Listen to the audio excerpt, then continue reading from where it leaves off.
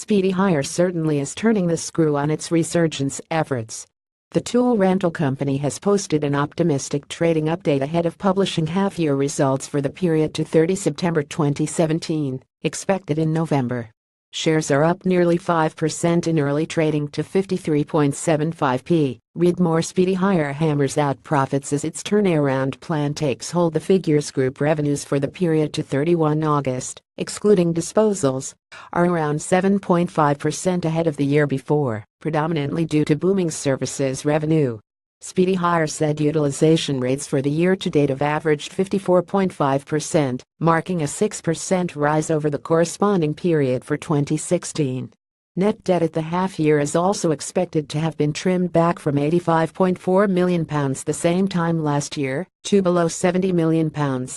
All this positive news has meant the firm has said today that adjusted profit before tax for the full year is on track to be well ahead of the year before and could surpass the board's expectations too.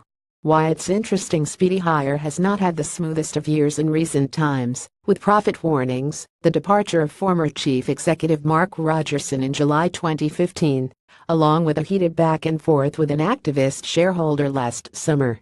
Toscafund had forced shareholder votes on the suitability of Speedy's chairman and the appointment of a new board member. But a turnaround plan has paid off with improved results in May, painting a brighter picture.